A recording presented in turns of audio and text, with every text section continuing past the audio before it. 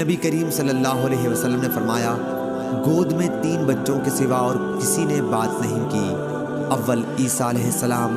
دوسرے کا واقعہ یہ ہے کہ بنی اسرائیل میں ایک بزرگ تھے، نام جریج تھا۔ وہ نماز پڑھ رہے تھے کہ ان کی ماں نے انہیں پکارا۔ انہوں نے اپنے دل میں کہا کہ میں والدہ کا جواب دوں یا نماز پڑھتا رہوں۔ اس پر ان کی والدہ نے غصہ ہو کر بد دعا کی، اے اللہ، اس وقت تک اسے موت نہ آئے جب تک کہ یہ زانیہ عورتوں کا منہ نہ دیکھ لے۔ جریج اپنے عبادت خانے میں رہا کرتے تھے۔ ایک مرتبہ ان کے سامنے ایک فاحشہ عورت آئی اور ان سے بدکاری چاہی، لیکن انہوں نے اس کی خواہش پوری کرنے سے انکار کیا۔ پھر ایک چرواہے کے پاس آئی اور اسے اپنے اوپر قابو دے دیا۔ اس سے ایک بچہ پیدا ہوا۔ اس نے ان پر یہ تہمت دھری کہ یہ جریج کا بچہ ہے۔ ان کی قوم کے لوگ آئے اور ان کا عبادت خانہ توڑ دیا، انہیں نیچے اتار کر لائے اور انہیں گالیاں دی۔ پھر انہوں نے وضو کر کے نماز پڑھی۔ اس کے بعد بچے کے پاس آئے اور اس سے پوچھا کہ تیرا باپ کون ہے؟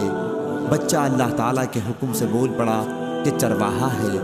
اس پر ان کی قوم شرمندہ ہوئی اور کہا کہ ہم آپ کا عبادت خانہ سونے کا بنائیں گے، لیکن انہوں نے کہا ہرگز نہیں، مٹی ہی کا بنے گا۔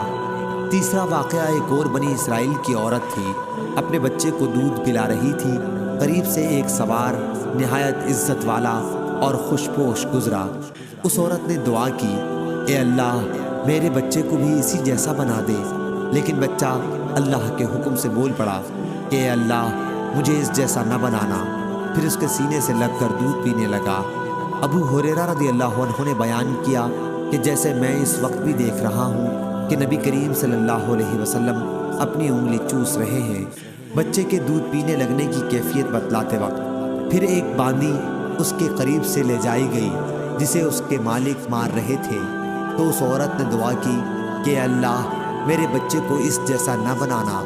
بچے نے پھر اس کا پستان چھوڑ دیا اور کہا کہ اے اللہ، مجھے اسی جیسا بنا دے۔